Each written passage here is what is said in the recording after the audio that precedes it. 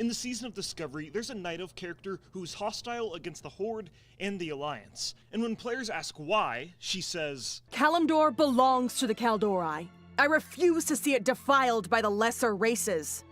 Our leaders act as if the Alliance and the Horde are so different, but they debase our lands all the same. Do you not see how the dwarves plunder the earth for all that they can? Do you not think the human appetite for expansion will not bring them to the foot of Teldrassil one day?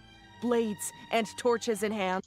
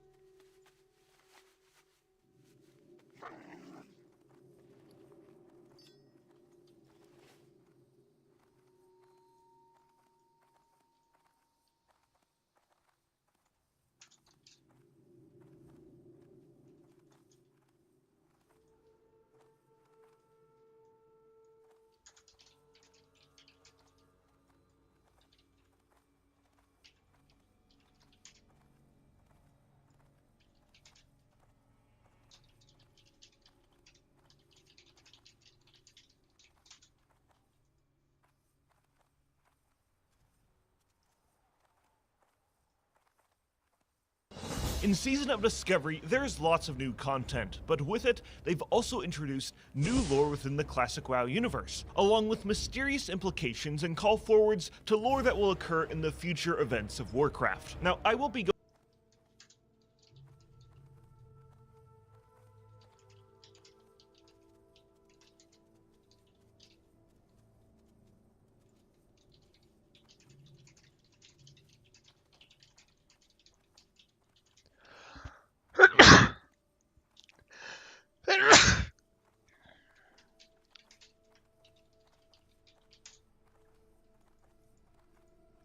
going over every new tidbit of lore introduced, but I will be going into the stories that interest me the most, starting off with murder.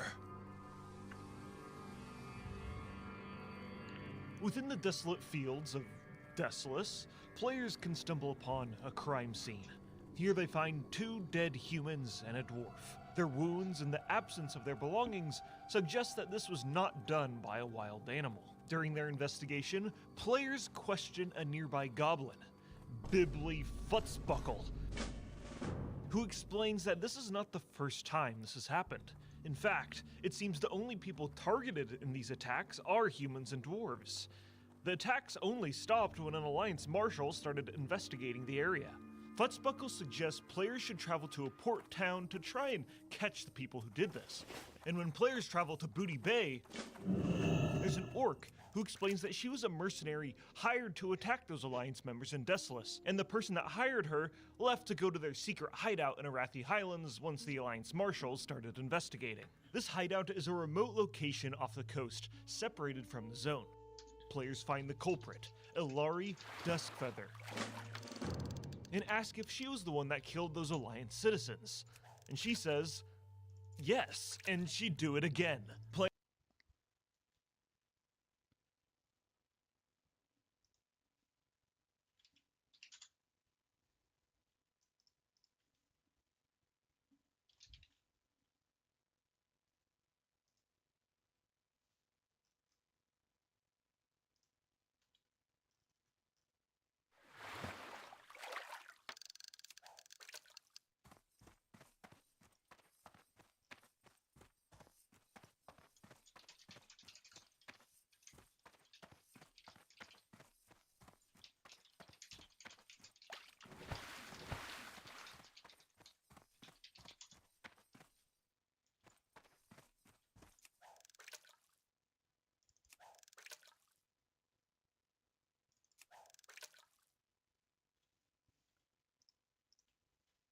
Players ask, why? You're a night elf, you're also a part of the Alliance.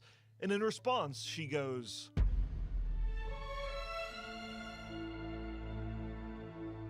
Kalimdor belongs to the Kaldori. I refuse to see it defiled by the lesser races. Our leaders act as if the Alliance and the Horde are so different, but they debase our lands all the same. Do you not see how the dwarves plunder the earth for all that they can? Do you not think the human appetite for expansion will not bring them to the foot of Teldrassil one day? Blades and torches in hand? To think, my people bow to those vermin over a few orcish lumber camps. Pathetic. If our leaders cannot protect us, then I will do what must be done. Horde and Alliance players will then be forced to fight Alari Duskfeather, which can prove to be difficult because of her high level. During the fight, right before she is killed, she vanishes away, leaving a key on the ground that players can pick up to open a chest which contains a rune. But if you're a Night Elf, you have a dialogue option where you can agree with Alari's viewpoint and she'll just give you the key. And I love this character. You know, I've mentioned it in previous viewpoint and she'll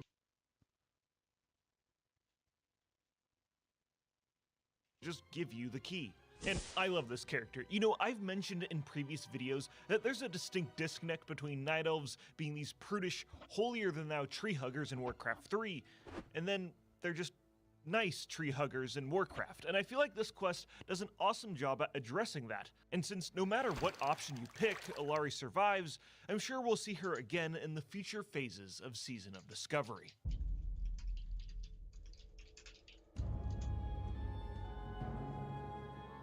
Hiding in Thunderbluff, there's a newly added NPC, unknown to many players.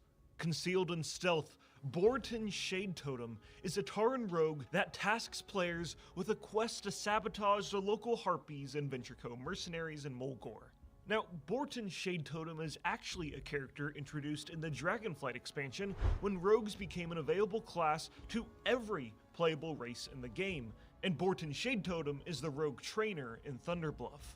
And the perplexing thing is when players talk to him in Season of Discovery, he says, "I speak to you from your future. When the Horde faces threats you cannot imagine. Since others cannot see me, I rely on you to learn my skills and pass them to the tribe." Which I guess indicates that not only is Borton Shade Totem a rogue, but he's also a time traveler that has ventured back to the classic WoW timeline to warn players about the next 9 World of Warcraft expansions. How did he manage to travel back in time? I'm not really sure, but this also isn't the only instance of time-traveling characters within the Season of Discovery.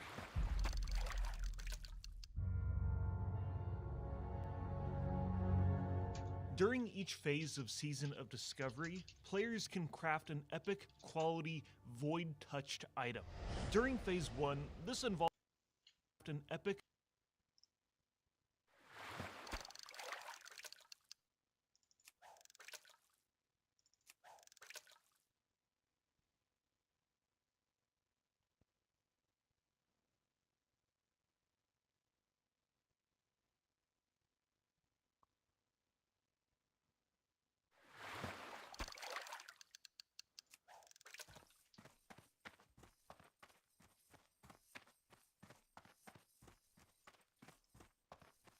quality void-touched item.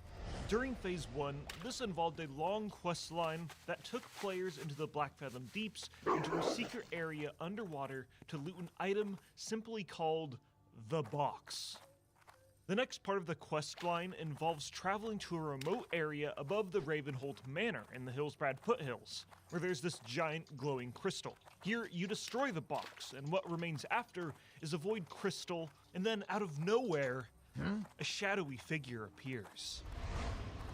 This shadowy figure is of a female high elf who explains to players that what they hold is a powerful artifact that could be used to their advantage, and at first the player character is apprehensive with the use of such evil.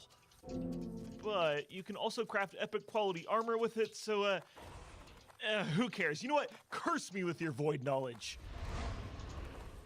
Now, the speculation amongst the community is that this is Xalatath, a void entity that is going to be one of the main antagonists in the War Within expansion. The reasoning behind this is that it's a void being in the guise of an elf, and she also has a curvy blade.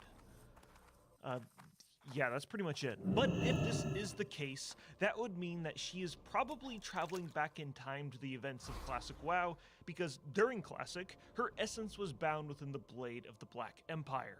Which makes sense, you know, time travel and void shenanigans go hand in hand. Now there is a way that this could be Xal'atath during the Classic WoW timeline that doesn't involve time travel, but somehow it's more contrived than time travel.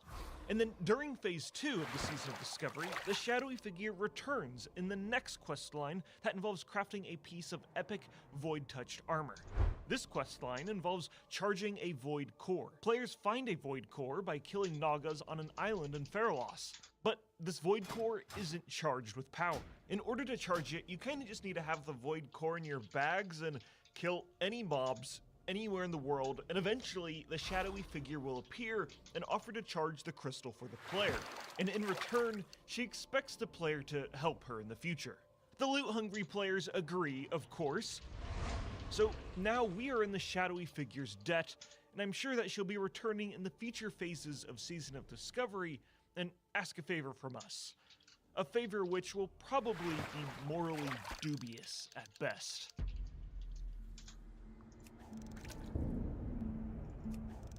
The Deadwind Pass is an obscure zone within Classic WoW.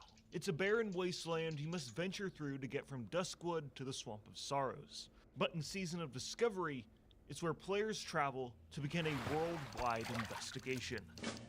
Near the entrance of one of the zones, there's a Dalaran agent who explains that there's been a heist of the city of Dalaran's artifacts. Somehow, some way, they were able to sneak past the giant magical bubble protecting the city to do this. The Dalaran scryers detected the presence of 7 hooded figures on horseback, matching the legend of the Dark Riders of Karazhan.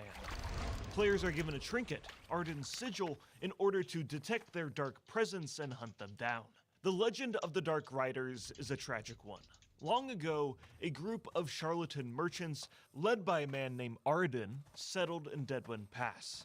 And these swindling salesmen approached the Tower of Karazhan, where Medivh, the Guardian, and the most powerful mage in Azeroth lived. And they tried to convince him to buy these totally fake, not magical artifacts. Little did they know, Medivh had gone mad, possessed by the demonic titan Sargeras, and he cursed these charlatans, turning them into the Dark Riders, and they've haunted Azeroth ever since in search of real, priceless artifacts. Now, the Dark Riders have been mentioned in passing ever since Classic WoW, but most players probably remember them in the Legion expansion, because they play a key role in the artifact weapon questlines for the weapons Apocalypse, the Scythe of Elune, and Yuthalesh. But in Season of Discovery, Arden's Sigil helps players track down each of these riders, and they might need some help from other players to kill them because of their elite status. You'll have to travel to Deadwind Pass, the Swamp of Sorrows, Duskwood, Badlands, Arathi Highlands, the Barrens, and Desolace.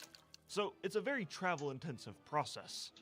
But when players return to the Dalaran Agent, they will be rewarded with one of their class runes, and probably really sore feet. And this quest is just yet another sprinkle of lore to experience. But it isn't the only new content that involves a ridiculous amount of walking. The Sleeping Bag questline is a newly added piece of content that rewards players with, well, a sleeping bag that gives you an XP bonus. I'm sure if you've played Season of Discovery, you've done it before, but hey, let's be honest, did you actually read the quest text? No, of course you didn't. This adventure starts in Westfall, where you find a scene of burnt remnants and a note that says, "Not all that burns is lost. Find the Twin Land.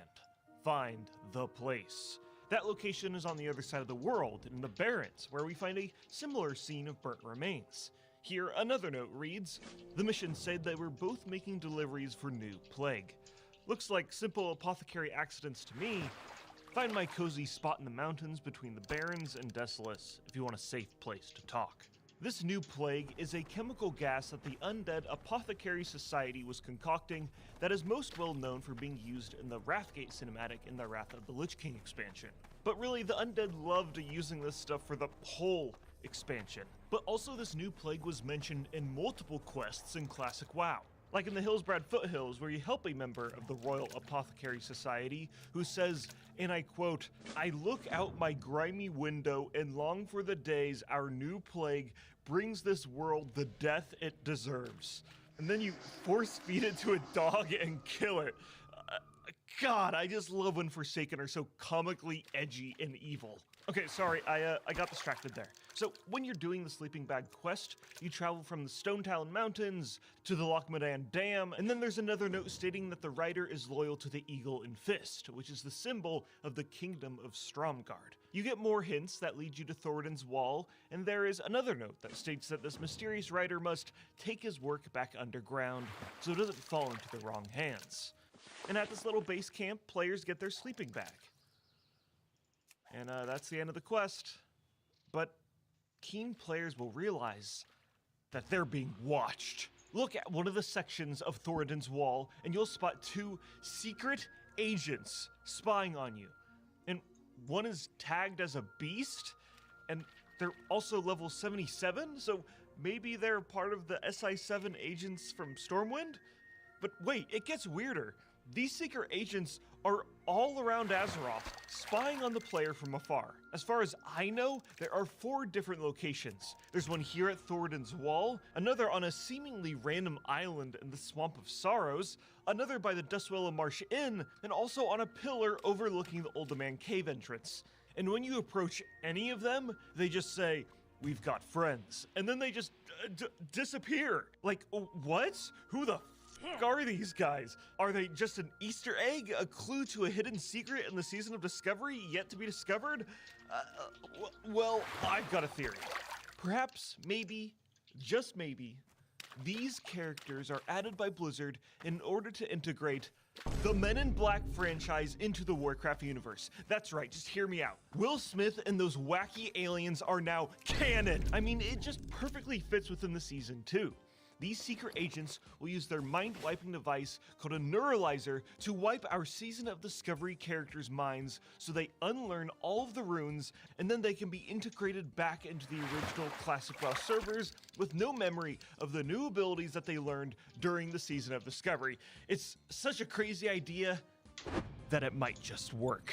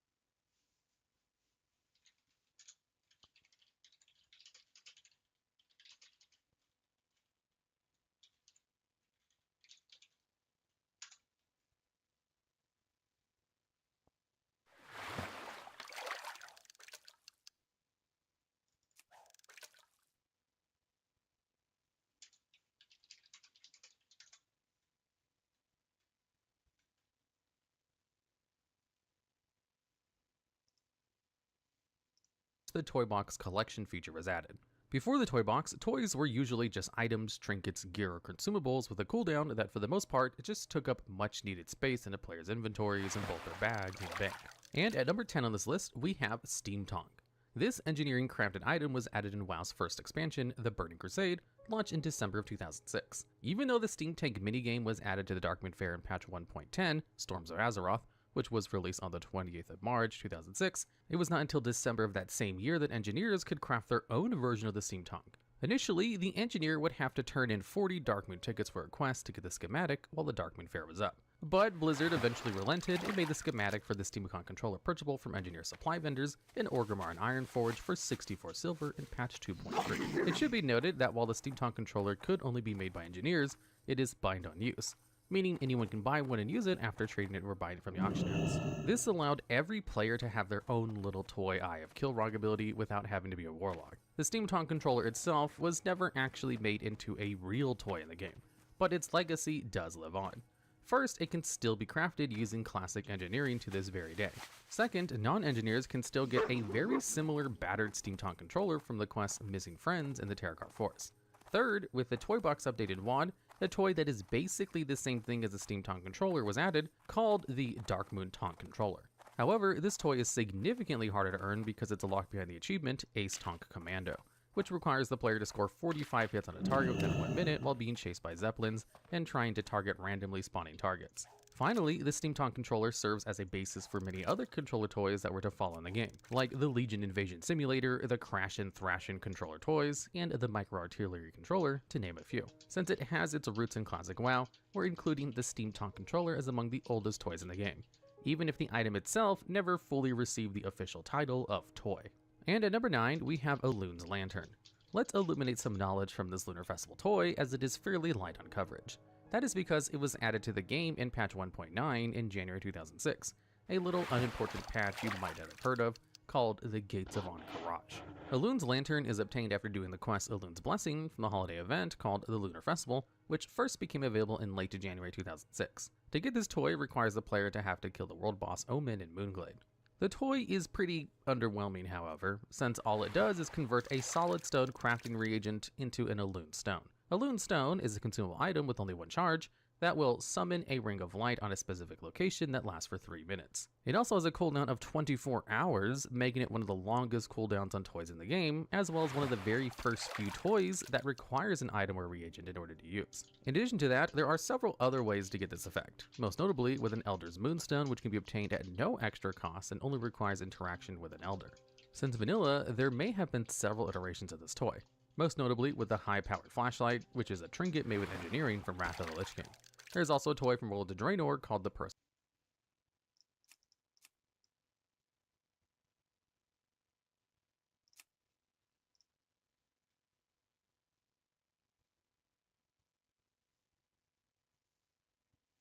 Spotlight, although it has a cooldown of 5 minutes and can only be seen by the player who uses it. This was ostentatiously done to stop people from blinding everyone with it, but it also means fun detected to some. The Elun's Lantern toy came out a little over 1 year after WoW launched, and continued a precedent for fun items to be added during holiday events.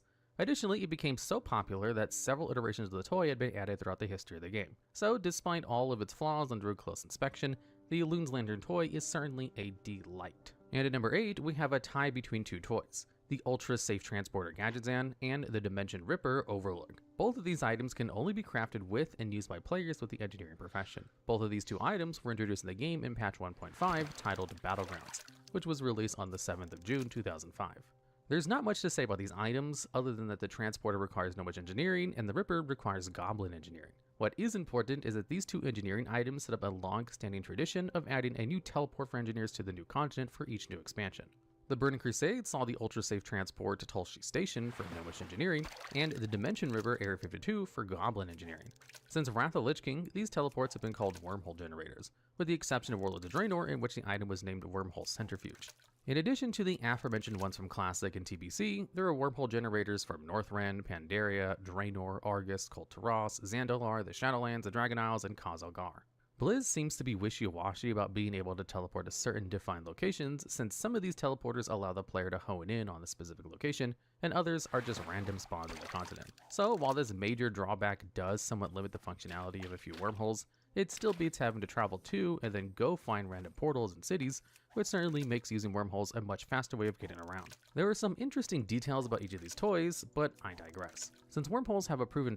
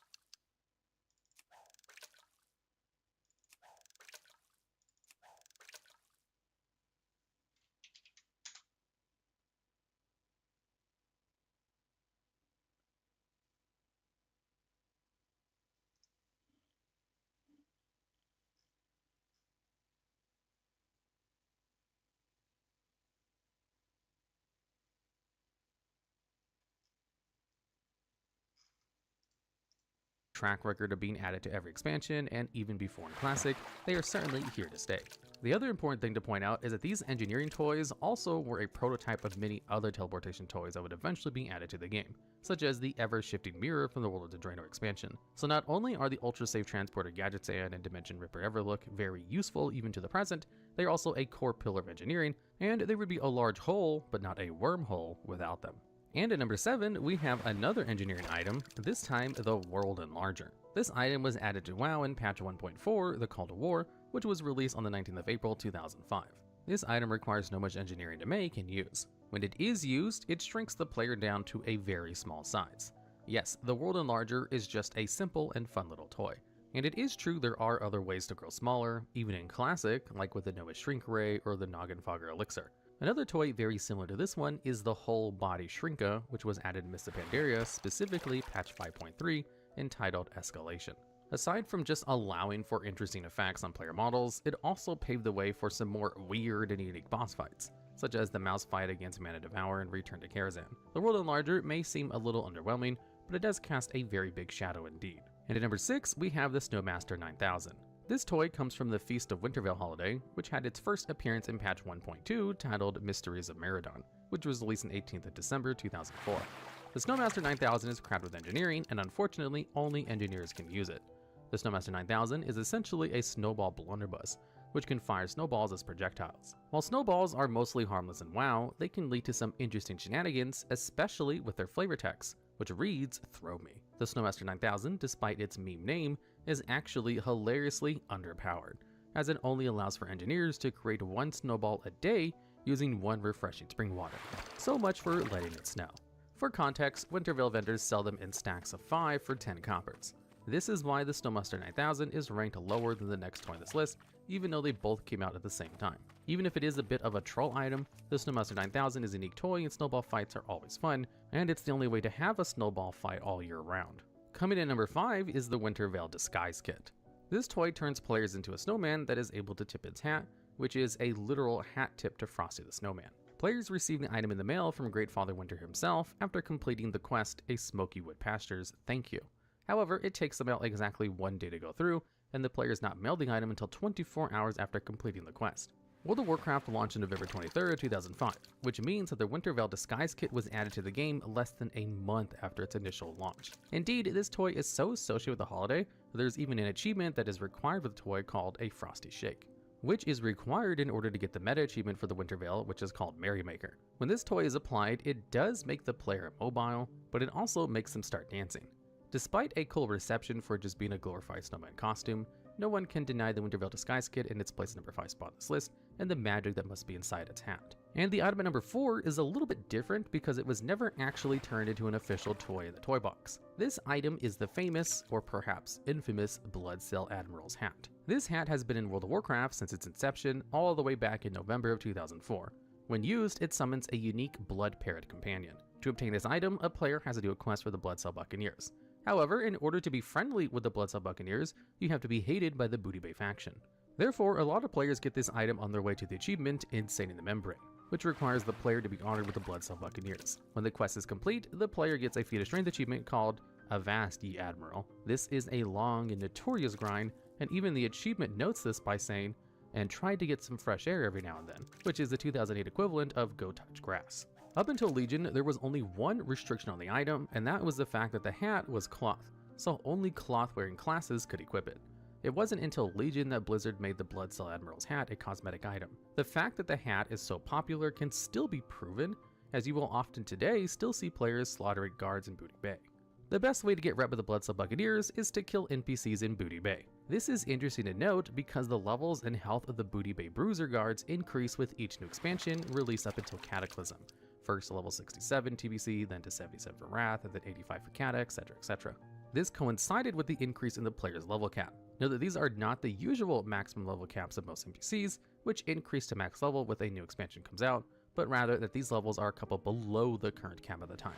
The Bloodcell Admiral's hat proved so popular along with the title The Insane that Blizzard changed the guards for each new expansion, either because they decided fun was being had, or they wanted the grind to actually mean something and not be really easy. But in all honesty, it's probably a mixture of both. This is actually the first notable example of proto-level scaling, and level scaling itself wouldn't really be implemented in the game until the Shadowlands expansion. The Bloodcell Admiral's hat is not only famous, but the fact it can only be used on the one character who obtained it, as opposed to the account-bound toys, actually cements its status as something truly unique. All that aside, this simple hat is one of the first items in WoW to summon companions. Since then, several thousands of toys and companion battle pets have been introduced to the game, and most of the earliest ones probably initially took their inspiration from the Bloodcell Buccaneer's hat. All in all, the Bloodcell Admiral's hat definitely deserves a hat tip at number 4. And at number 4, we have the Orb of Deception. This very rare trinket drops from Classic and allows the player to transform themselves into another playable race from the opposite faction for 5 minutes on a 30-minute cooldown. It also has a higher drop chance from bosses in Classic dungeons and raids. This item remained a trinket all the way up until Warlords of Draenor, when it was converted into a toy and added to the toy box.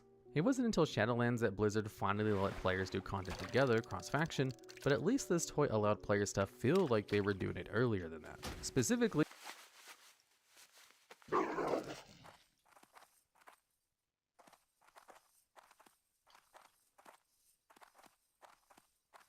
the toy changes each race to the opposite race of the other faction.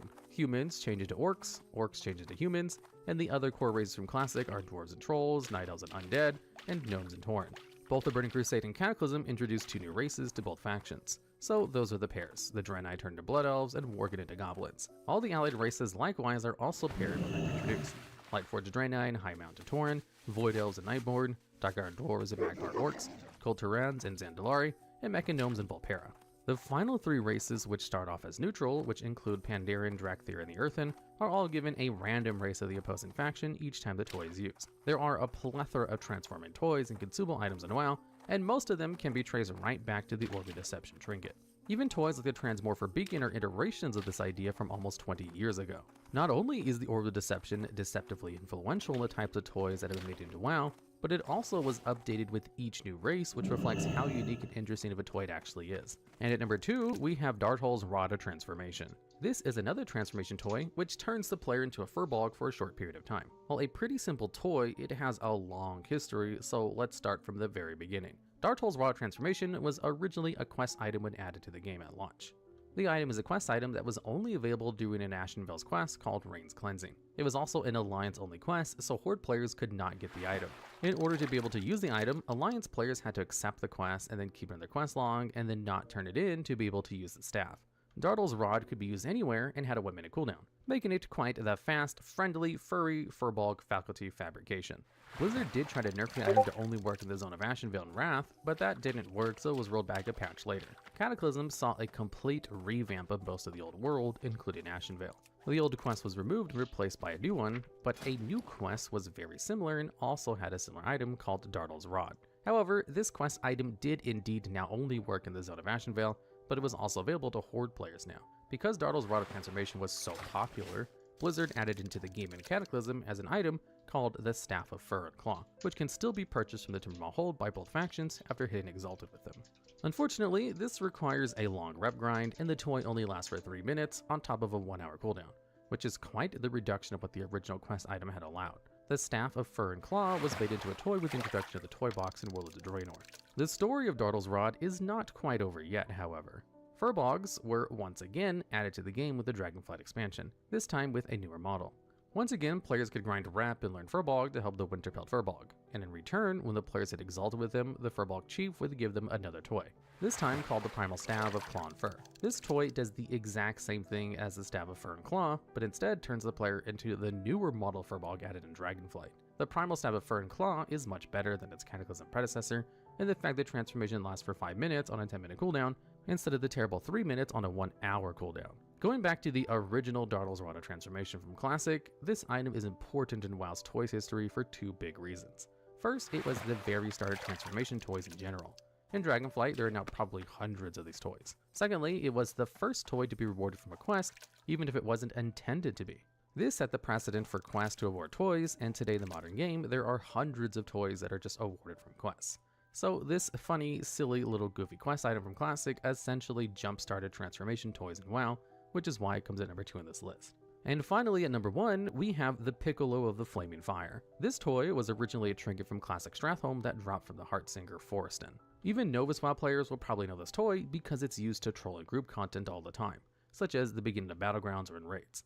The Piccolo of Flaming Fire, when used, causes players to dance without their consent. If you think it's annoying in modern WoW, it's nothing compared to what it was in Classic and early expansions.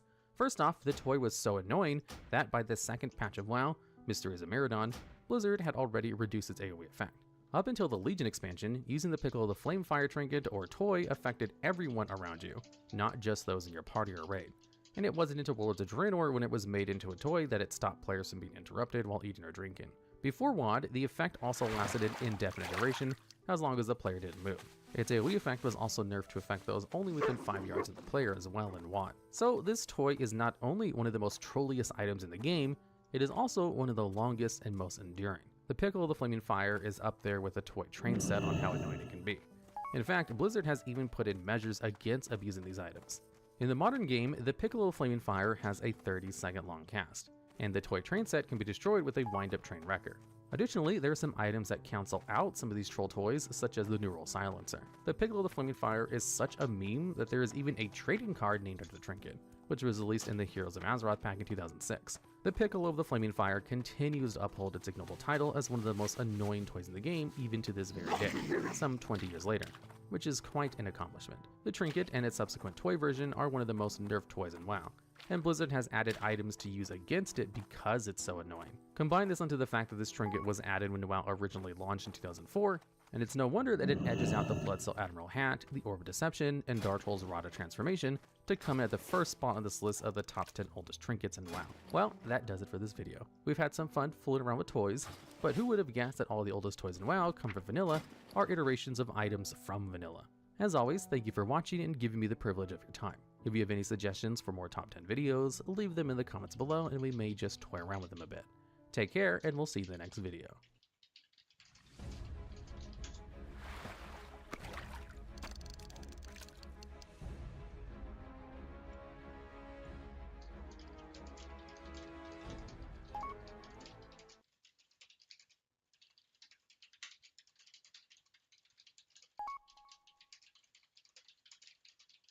Throughout the course of WoW storytelling, many plots have come and gone. Some have just been outright forgotten and unfinished by Blizzard, creating a plot hole. A plot hole in traditional storytelling is when you break the rules you've set for your world with something that doesn't make sense with what you've set out, or is just a large inconsistency that leaves stories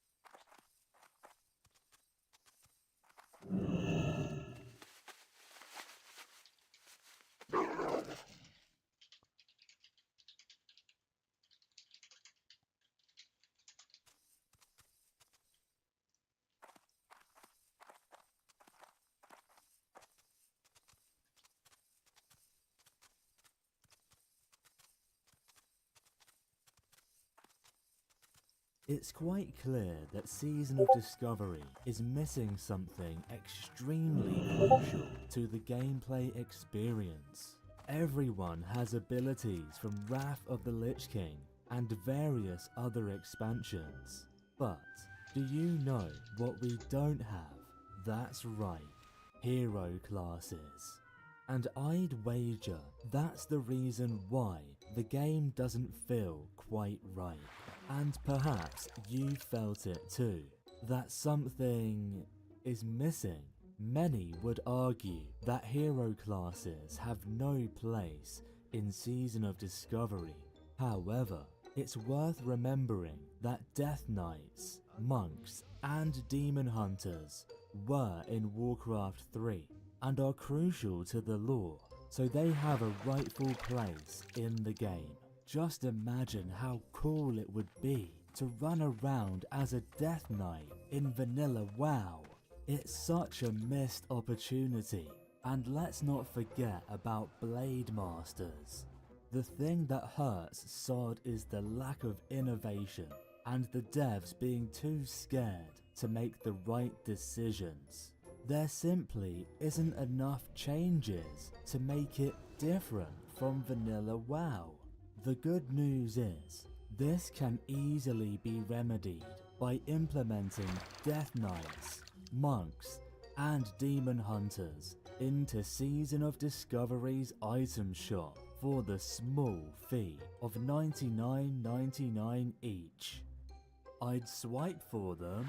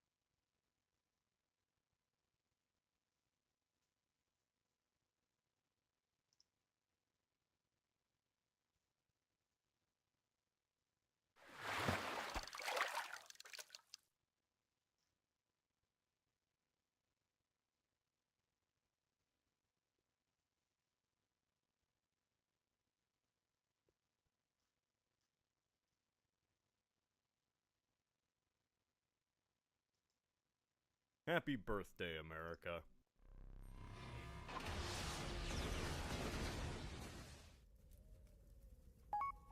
It's just the neighbors setting off fireworks. Day After Tomorrow, 2012. Moonfall, Godzilla. Some of my favorite movies of all time. All of them are pretty trash. There's something pulling us apart.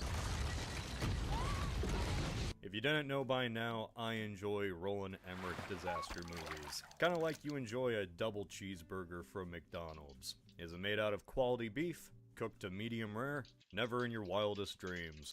But it is still technically a burger. A McDonald's double cheeseburger. And sometimes you just crave a double cheese. Not because it tastes like a quality burger or anything, but because it tastes like a double cheese. MSG infused and all. Now I think about it, maybe this isn't the best analogy. Double cheeseburgers are consistently mediocre across the world. Go anywhere, and you'll probably get similar quality. Not with Emmerich movies, though. Sometimes they're just plain bad. Okay, most of the time. The reason I enjoy them kinda differs from film to film. Like, I like Moonfall in a much more ironic way than I like Day After Tomorrow, or hell, 2012. But of all the Roland Emmerich movies, there's one I love above the rest. The original that started it all, Independence Day. Of the rest. The original that started it all, Independence Day.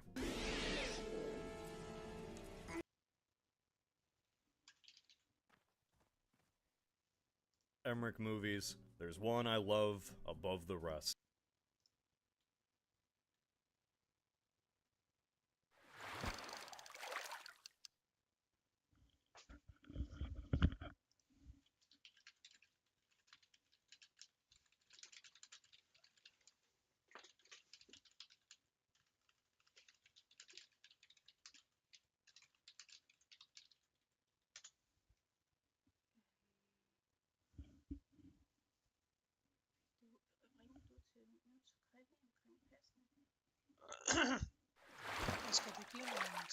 rejse hvis tror jeg.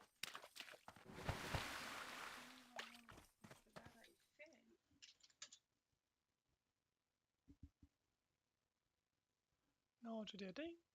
Det var det ikke det, du ville spørge om? Nej, jeg spurgte ind til den der, fordi det var der, du gik på panik, fordi jeg slettede den.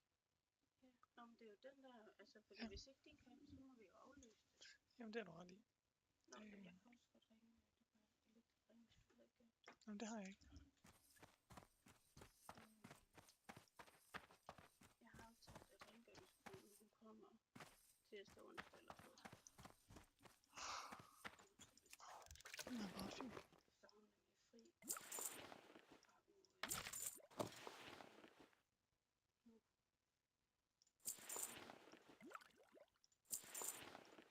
fri fra uge.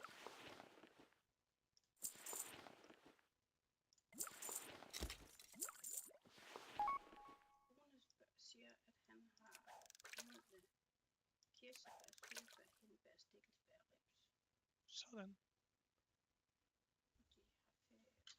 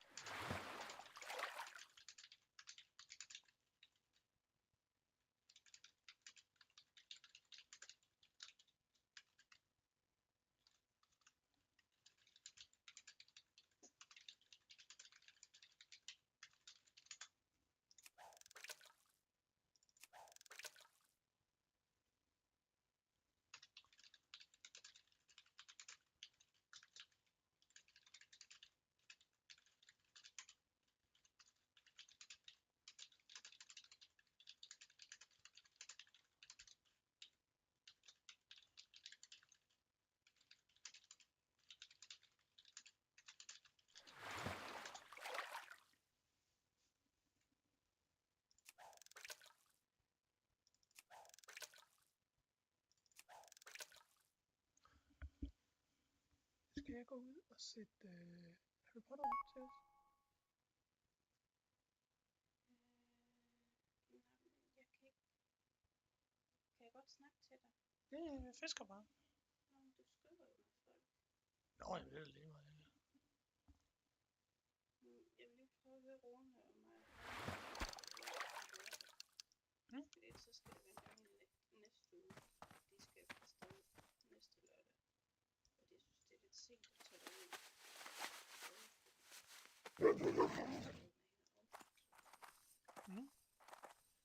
Det synes jeg lyder som en god idé. Jeg tror også gerne, han er ude og spise alle der. Can I show you my wares? Nå, men det er fordi, jeg stresser lidt over det der D&D. Det er rigtigt nok. Men der er 14 dage. Det er 14 dage, men vi kan jo lige så godt. Ja, jeg hører godt, hvad du siger. Du har ret, men der er ingen grund til at græde og spille mælk. Ringer vi til Ulla, finder ud af det, og hvis hun ikke kan, så siger vi til de andre, at vi ikke kan alligevel.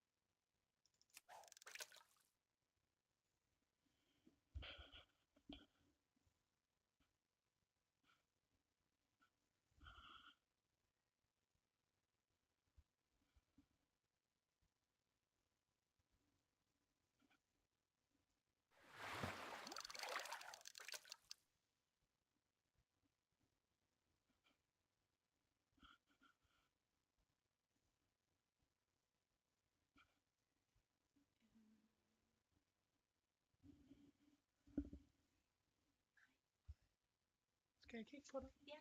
Ja, det skal jeg. Slet til dig, når du sidder med ryggen til. Nej. Så kigger du bare på mig, som om jeg er sådan en fed fes. Fint. Nej, det er jo. Nej, det er bare fordi, jeg kan mærke, at jeg lige sådan lidt...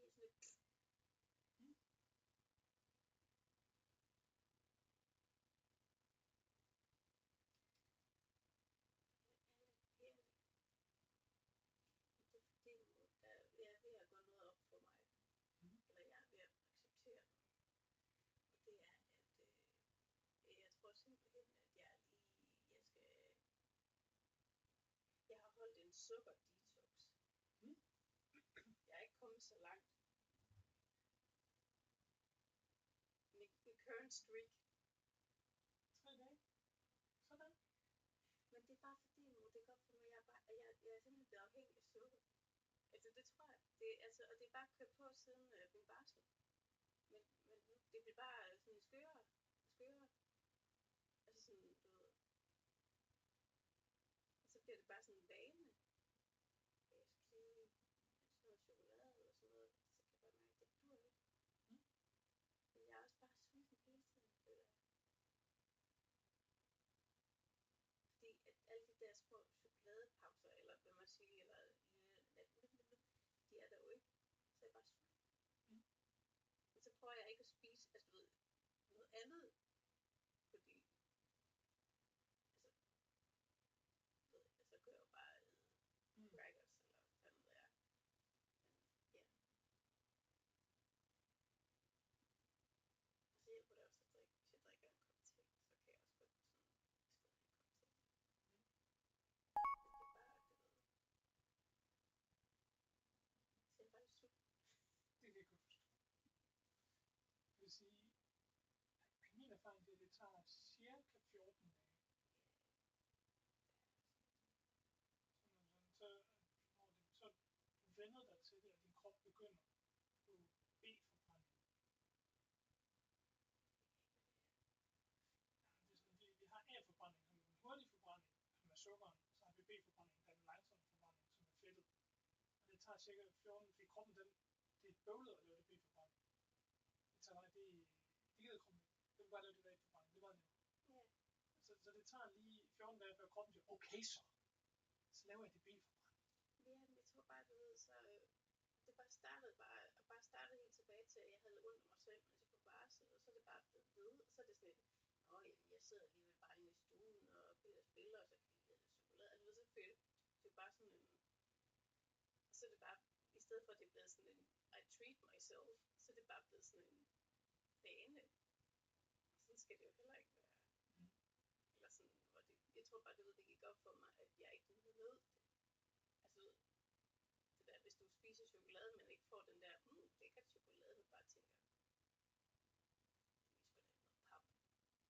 Så er du ikke for meget chokolade. Ja. Den har jeg altså også taget mig selv i. Nogle gange, hvis jeg sidder og spiser chips, så ved jeg sådan på et eller andet tidspunkt, de her chips smager egentlig ikke godt.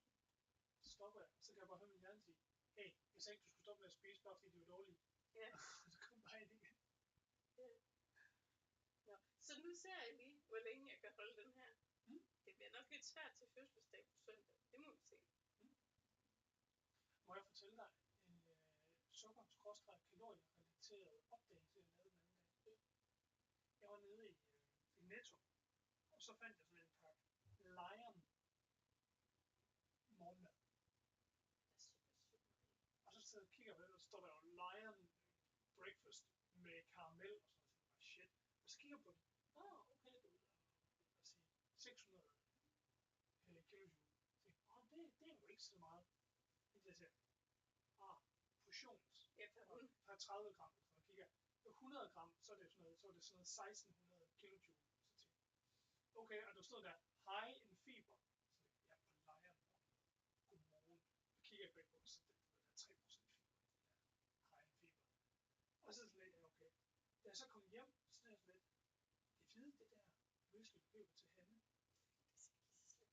Det der Lion morgenmad, der var 20 gram sukker per, altså der var jo sådan masser af kulhydrater, så var det 20 gram sukker per 100 gram.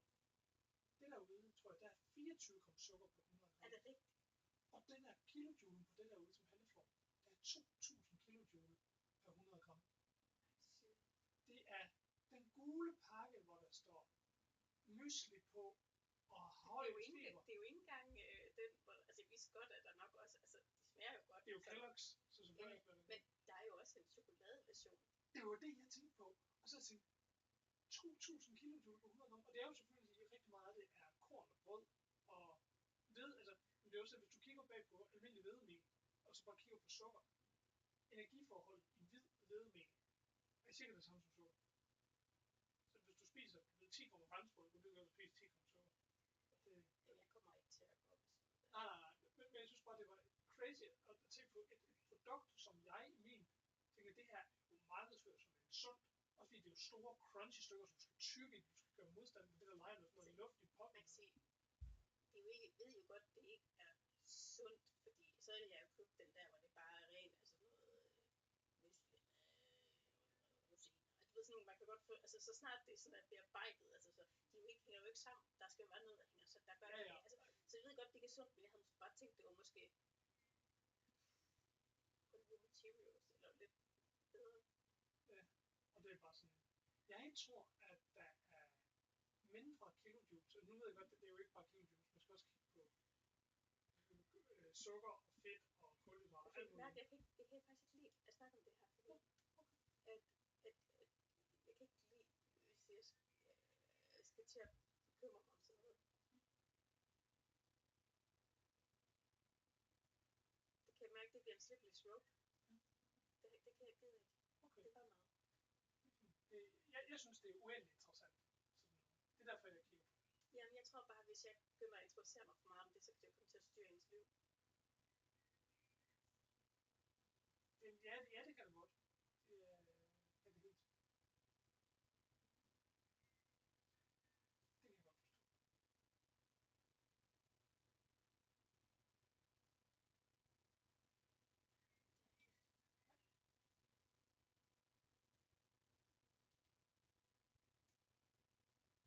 Skal jeg nu til noget?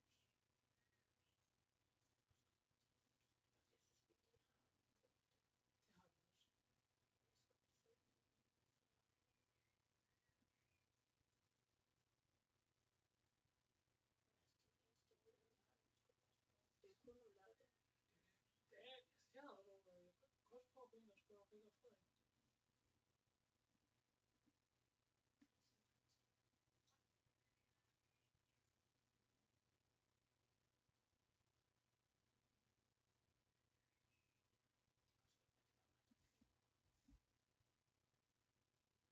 Det har vi nok ikke. Det er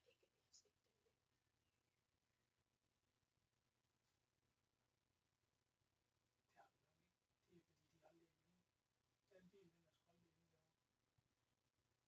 Det er de der skæve arbejdstider der. Altså, jeg har tænkt over, hver eneste gang jeg er på bilen i deres hus, jeg kigger altid ind i vinduet, og man kan se i gangen, og ind til spisebord, ude i haven, så jeg kan sådan se tværs igennem. De er aldrig inde i det hus. De må sidde inde i den stue altid. Det er aldrig nede til, så det er de kan lige forbi køkkenet eller sådan noget. Nogle gange ser jeg for, at de er ikke foran. Jeg ser dem tit foran. Men der, så tænker jeg, de må da... Men de sidder selvfølgelig også inde i den anden ende af bordet, hvis de endelig sidder ved bordet. Men jeg sidder sådan, det kan ikke passe, de aldrig lige går forbi her. Eller på vej ud af havedøren eller noget som helst. Det sker bare aldrig. Hvor kommer han? Så det er jo det der med, at jeg ikke har det der skæve arbejde. Der er mange gange, når jeg snakker med, hvis jeg lige snakker med hende, når jeg kommer hjem fra arbejde, så har hun jo sovet det hele dagen, og fordi hun skal på nattevagt eller sådan noget. Og Frederik har det der efterskole, det der med de der unge drenge, det er jo altid efter skoletid, så det er jo sådan eftermiddagstid. Ja, det er også fuldstændig lige meget i forhold til det, vi snakker om.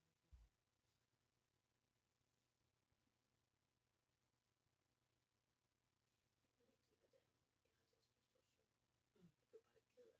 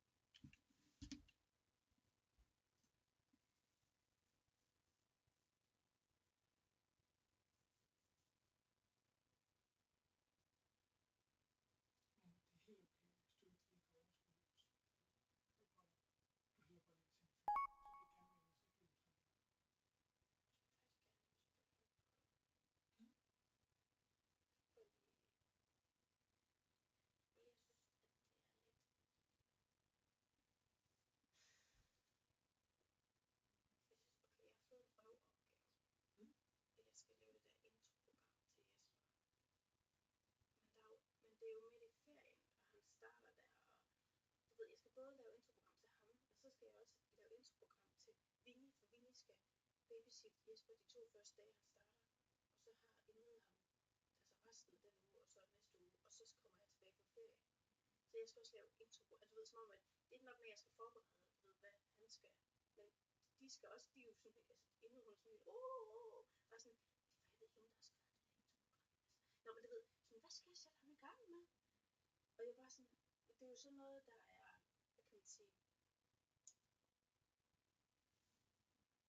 altså, det er bare træls, det der med, hvorfor fanden skal han starte? Kunne det ikke bare være startet den 15. Så kom jeg tilbage den 19. Og startede den 15. Og så siger jeg også, at Vinnie, hun har ham de 2 første dage, så hun må stå for lige at sætte ham ind med alt hans udstyr. Og så er Ingrid bare sådan lidt, nej, det ved Vinnie da ikke, at hun skal. Og siger jeg, det gør jeg da for helvede. Sådan lidt, det går jeg da ud fra, hun ved. Altså, manden skal jo have en computer. Manden skal have en mobiltelefon. Han skal have et login. Han skal have et ID-kort. Altså, det er jo sådan noget, I skal lave den første dag. Jeg håber da, hun sætter noget tid af til det. Altså. Ja, men det hele står i den der, og jeg har bare, nu har jeg skrevet til dem og sagt, at det er jo, jeg har sådan et, det kan godt være, at du er chefen, men du må fandme også kunne hjælpe manden med at lave et ID-kort. Du har sagt, at du gerne vil være mentor for ham i 2 dage. Jeg sagde jo, at du ved, at jeg er her ikke. Altså, hvis jeg vil have, at jeg skal tage det. Det ved jeg ikke, det var sådan, jeg kan ikke forklare det. Det er bare sådan, og så er det sådan lidt, du skal også invitere til de her møder, og så er det sådan lidt, det ved jeg godt, og det har vi også kunne gøre før, når vi har ansat interne, fordi så har de allerede en regionslæge. Jeg har ham her ikke endnu. Han har ikke fået regionslæge endnu. Altså, ved, jeg kan ikke invitere ham til noget, fordi han er ikke i systemet endnu. Altså, du ved, og så og så er det sådan, jeg venter på, at jeg får hans regionslæge. Jeg kan ikke gøre noget før. Og så er det bare, du skal ikke løse det. Nej. Det kan du heller ikke. Det er rigtigt, det jeg siger. Ja.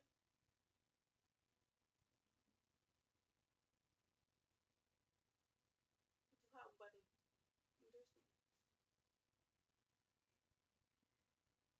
Nej, du har ret. Du kan ikke invitere ham, når han ikke har det religion til det.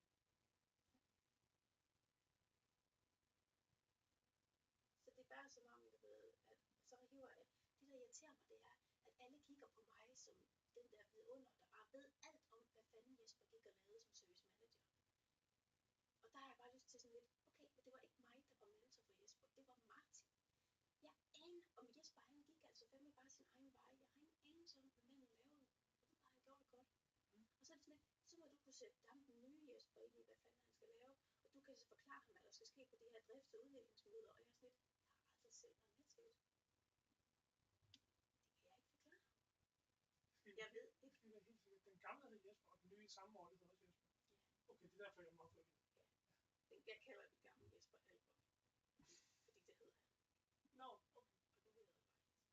Fordi det bliver jeg nødt til nu, fordi ellers så kan jeg slet ikke få. Nå, men nye Jesper.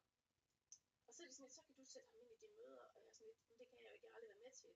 Jeg ved ikke engang, hvordan gamle Jesper, han må jo have fået det at vide af en eller anden. Altså, det er bare sådan lidt, okay. Det er bare lidt træls, når det er mig, der skal, som om, så alle, fordi de ved ikke en skid, og så tænker de, jeg er også i drift, så jeg må vide en skid, og jeg ved ikke.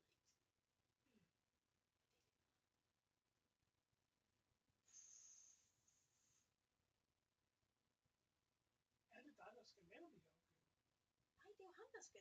Nå, jeg mener, det er træning af ham, altså det her med at sætte ham ind i de her møder og så altså. Nej, men altså, når der starter en ny, så har vi et introprogram, og der er de valgt, at det er mig, der skal være mentor for ham. Og så har jeg sagt, okay, jamen, jeg kan godt være mentor. Og så,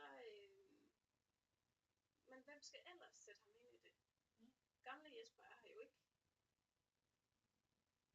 Men det tænker jeg, kunne en af de 2 andre, du har nævnt, kunne de ikke også være mentor? Altså det er bare det med, hvorfor det er lige dig, der bliver valgt? De har valgt, det er mig, der skal være mentor. Ja, fordi jeg sidder i drift. Altså, det er mig, han kommer til at pingpong med. Det har jeg ikke noget problem med. Problemet er, at jeg skal lave et introprogram, når jeg ikke er der. Ja. Og problemet er, at så er jeg sådan lidt fint, jeg godt, altså mentor, det er jo også bare sådan noget med,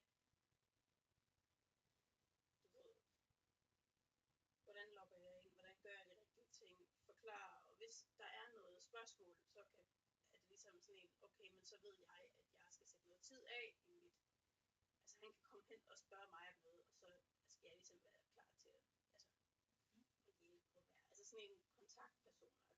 Men jeg skal selvfølgelig også sætte ham ind i nogle opgaver, og så er de sådan lidt, okay, de andre er jo ikke en del af drift, men det er jeg, og så føler de, og så er det sådan lidt, okay, men det er fint, jeg er en del af drift, men det betyder stadig ikke, at jeg ved, hvad fanden det var, Jesper gik og lavede. Men det er der jo ikke nogen, der tør indrømme, at de heller ikke gjorde. Altså sådan, så det er sådan lidt, I don't know, men jeg har sådan, okay, men så må vi jo finde nogle gamle referater eller et eller andet, altså.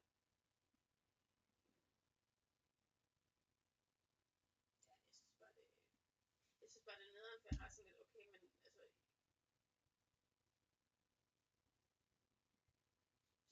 jeg forstår det bare ikke, fordi der er jo et intro, altså der er jo sådan en, det her skal han igennem de første par dage, så jeg forstår ikke, hvorfor de vil have, at jeg skal pensle ud for dem, hvad det er, de skal gøre med ham de første par dage. Det står jo, de kan jo bare tage, det er jo sådan en afkrydsning til en, de kan jo bare tage fra en ende af. Du behøver ikke at sige, at du skal tage de øverste halvdel, og den anden skal tage den nederste halvdel.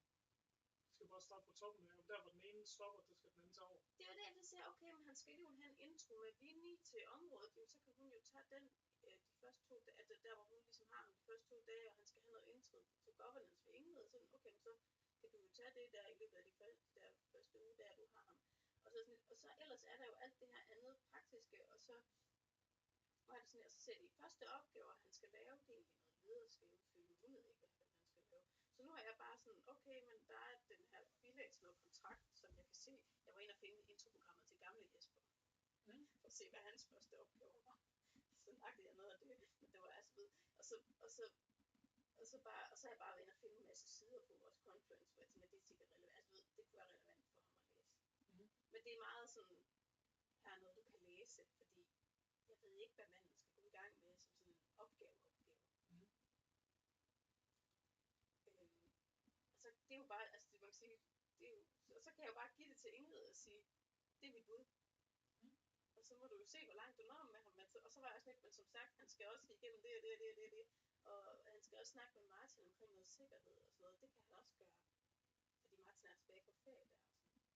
Så jeg var sådan lidt, altså, men jeg kan jo ikke begynde at, altså, det må ligesom være dig, der har den. Ja, du kan jo ikke lave et skoleskema til. Jeg kan jo ikke lave et skoleskema, nej, og jeg ved heller ikke, hvordan Ingrids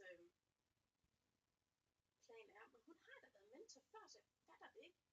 At det var sådan, det ville være nemmere for mig sådan at lave et skole, altså, eller sådan, jeg tror faktisk også, at jeg var mentor for Torben, da han startede, men der havde jeg heller ikke noget sådan skema på den måde, fordi det var bare, jeg skulle bare lige, altså du ved, det var lidt sådan den der med, jeg tog det bare i hans tempo, hvad han, og så en gang imellem var sådan lidt, er din hjerne helt sprængt nu? Ja, det er den. Okay, så holder du lige en pause. Altså du ved sådan, så kan du lige sidde, altså du ved sådan, zoomere lidt på det. Ja, så ved, så tog I det bare sådan lidt, men det vil sige, med Torben, der blev jeg heller ikke, det var jo heller ikke sådan en, nu skal du sætte Torben ind i, hvad han skal. Fordi det var jo sådan, Torben, han skulle bare ned og kigge og kontrakter noget. Så det var jo ikke hans opgaver, jeg skulle sætte ham ind i. Det var jo sådan en ny opgave, Christoffer gav ham. Så det var mere bare sådan, hvordan fungerer ting, hvad er kamp. Nå, ja, jeg tror bare, at jeg er lidt forvirret over. Og så siger jeg også til Ingrid, der står her, fordi han skal til sådan noget intro ved alle områderne, vi har. Så siger der står, i det her sted i introprogrammet, som Ingrid har lavet, står der, at områderne selv skal invitere til møde, og jeg skal bare følge op på, at de har gjort det. Herover der står der, at jeg skal invitere til møderne. Hvad for en af dem er det? Og så var hun sådan, kan du ikke bare invitere til det? Det kan jeg godt. Jeg kan ikke gøre det nu. Jeg har ikke hans regionsbil, og jeg ved ikke, om jeg når på det, inden jeg går ferie. Så, for jeg har også tænkt mig, at jeg vil have rullet hans computer, men der skal jeg også bruge hans regionsidé, så jeg skal få det sådan koblet sammen. Så der er bare rigtig mange ting, der er lidt. Det kan jeg godt forstå. Det er bare. Altså, min eneste tanke i det er, alt det du har ramt op på mig, det står jo ingen steder i din jobansøgning, eller din jobbeskrivelse, da du startede jobbet, at du skulle stå for træning af din egen chef. Nej, men det er jo noget, der går på omgang. Hvis der startede en ny jurist, ville det jo aldrig være mig. Så ville det være en i compliance-teamet, der skulle være mentor for dem. Så det hører jo bare under teamets interne opgaver. Det er bare fordi... Altså, jeg var også jeg ved ikke, om jeg var mentor for Emil. Nej, det var jeg ikke. Det var Jesper, der var mentor for Emil. Men altså, han var jo også inde og dømme for mig. Så det er jo ikke som... Det har jeg ikke noget problem med, at jeg skal lave det. Jeg har bare problem med, at de siger, okay, jeg skal være mentor, men de vælger stadig, at han skal ansættes. Når jeg ikke er der. Og så forventer, at jeg skal kunne styre ham, når jeg ikke er der. Altså, ikke ham. Ja, det synes jeg også. Fordi jeg har også har det sådan lidt, fordi det, jeg har lavet nu, det ville nok være det, jeg også lavede til mig selv. Og så vil jeg tage det, som det kom. Altså lidt fordi, at jeg ved slet ikke, altså, hvor manden er henne i, altså om han, vil han gerne sidde selv og bare dykke ned i en masse tekst, eller har han brug til at, altså er han sådan en typen, der skal have hjælp til at installere en printer, altså du ved, hvor er vi henne? Altså det ved jeg jo ikke. Så det bliver jeg også nødt til at... Ja, og det er jo pisse fordi du kan jo ikke vide det, før du står med manden. Nej, det kan jeg jo ikke, altså sådan, fordi, ja, hvor vi er henne. Så det er jo derfor, så er jeg sådan lidt, så det forventer jeg, at de gør for ham, hvis han har brug for det, men jeg ved det ikke. Men altså, ja, ikke gøre mere. Hvad det er, det hedder. Men det er det. Men det er fordi, så er Ingrid sådan, hvad skal jeg sætte ham i gang med, og skal jeg ses med ham både formiddag og eftermiddag, og jeg så bare tænkte, Ingrid, du har da prøvet det før. Hvad gjorde du sidste gang? Eller hvad gjorde Ingrid sidste gang? Det var bare fordi, det er længe siden så. Ja, jeg ved det ikke. Jeg var bare sådan, jamen det ved jeg. Altså igen, men jeg kan jo heller ikke fortælle hende, hvor mange timer hun skal sætte af til det, fordi det kommer jo helt an på manden. Hvis han siger, kontrakt, lad mig bruge en hel dag på at sidde og læse det lort. Det kan jo godt være. Han synes, det er mega spændende. Lad os da håbe det. Jeg tænker bare, hvor mange timer brugte Ingrid sidste gang? Så må hun jo kigge lidt på det og tænke, du skal nok bruge sikkert det samme næste gang. Ja, det kan også være, at hun ikke har sådan haft rollen efter, vi ligesom har fået den her lidt mere. Altså, fordi nu har vi jo sådan rent faktisk fået lavet, hvor det er skrevet ned, alle de ting, man skal igennem. Før har det jo været sådan et Ja, men bare gjorde det, som jeg ikke kunne huske.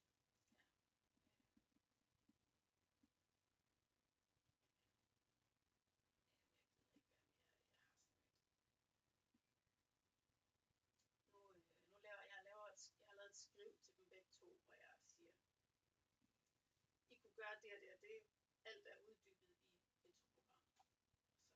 Så Find ud af det. Altså.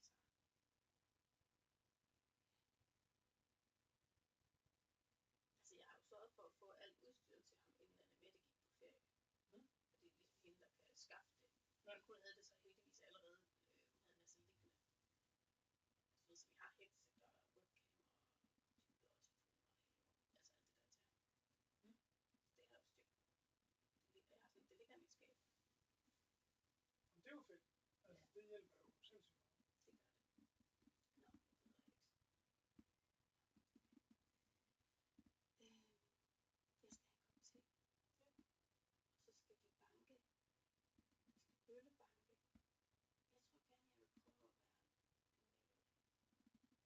Jeg tror gerne, jeg vil prøve at være en men jeg ved det ikke helt. Det kan også være Harry Potter. Ja, men det er ikke. Hvem vil du gerne være? Altså, nu var jeg jo Ron sidste gang. Og jeg føler, jeg er lidt der. Er der ikke Hermione sidste gang? Jo, da vi spillede. Ja.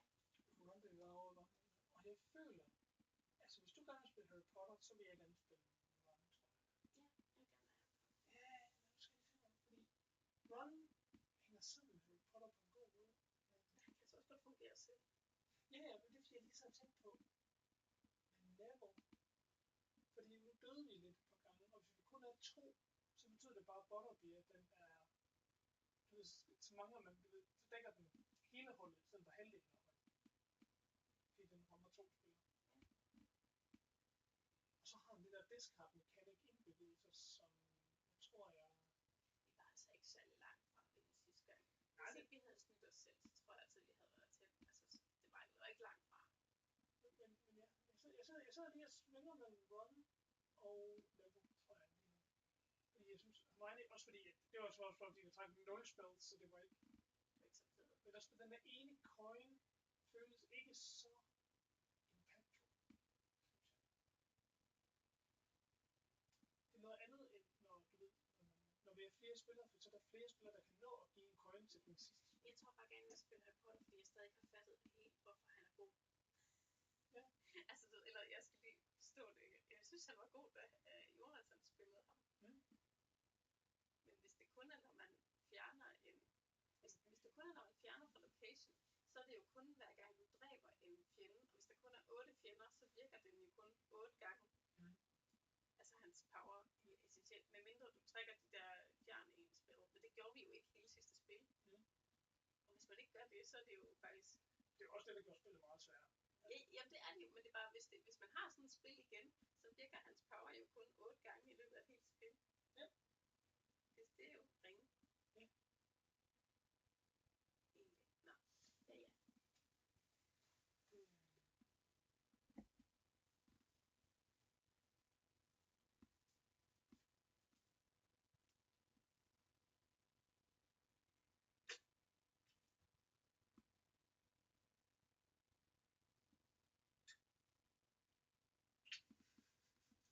så?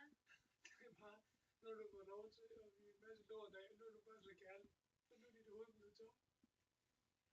Jamen, nu skal jeg lige give dig lidt kærlighed. Jeg skal også selv have lidt.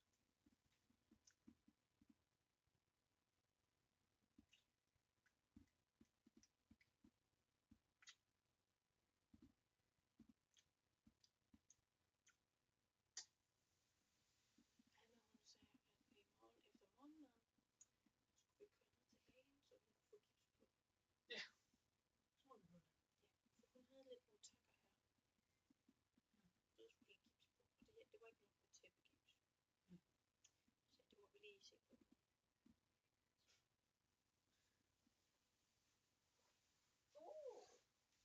Nej, ja, det er sød. Var der sådan en lille klapvogn med? Hvis du venstre, den der børnevogn. Den sidder fast i hver hånd. Der side.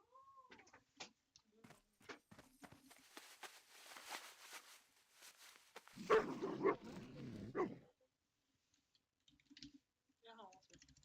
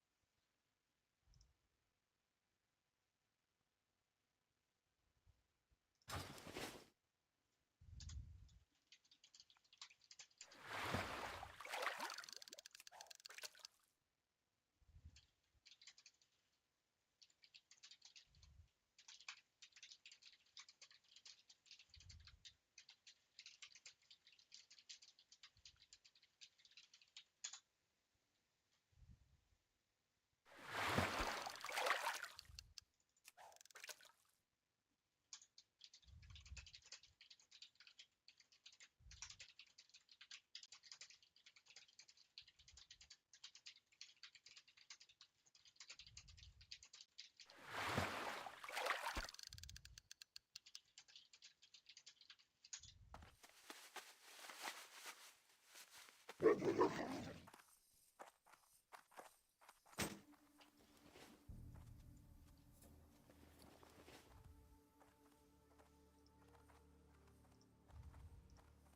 original that started it all, Independence Day.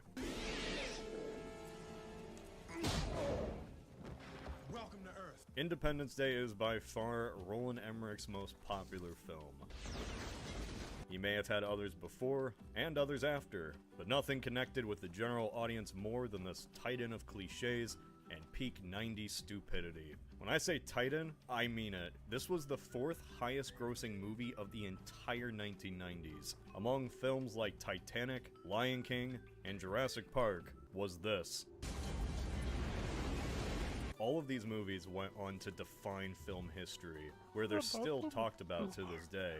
And then there's Independence Day, once the 2nd highest grossing film of all time. But now, in 2024, it's barely mentioned, only to be remembered by those who were dumb kids in the early 2000s. Dumb kids who thought that this movie was the greatest thing ever. And if you know this channel, you know that dumb kid was me. I loved Independence Day. Time's up. When I was 8, this was the movie.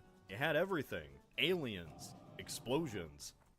That was it. It was what got me into disaster films. Cursed me with a soft spot for all Roland Emmerich cheesiness. When people talk about kids liking dumb things and not seeing the flaws, Independence Day pops into my head. I didn't know this was considered a trash film, peak Hollywood garbage. I thought the alien ships were cool, and the president was badass. I still think the president is badass. Snook the bastards. In fact, I still think a lot about this film is great. There's a lot wrong with it for sure, but I still like it, you know? I don't know if it's because of nostalgia or not.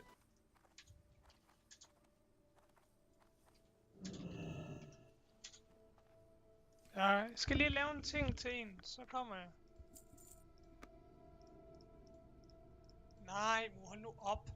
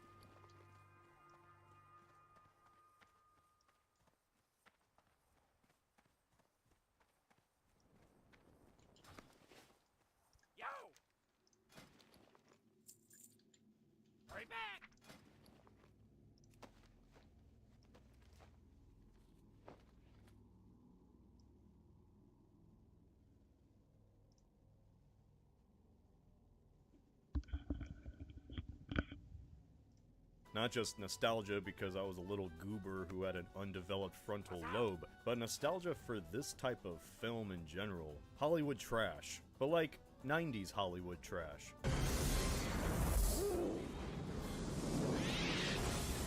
Because you know what's worse than 90s Hollywood trash? 2010s Hollywood trash. What if we weren't alone in the universe, but we sure wished we were? That's the premise of Independence Day. Aliens exist and they sure do suck. Right before the 4th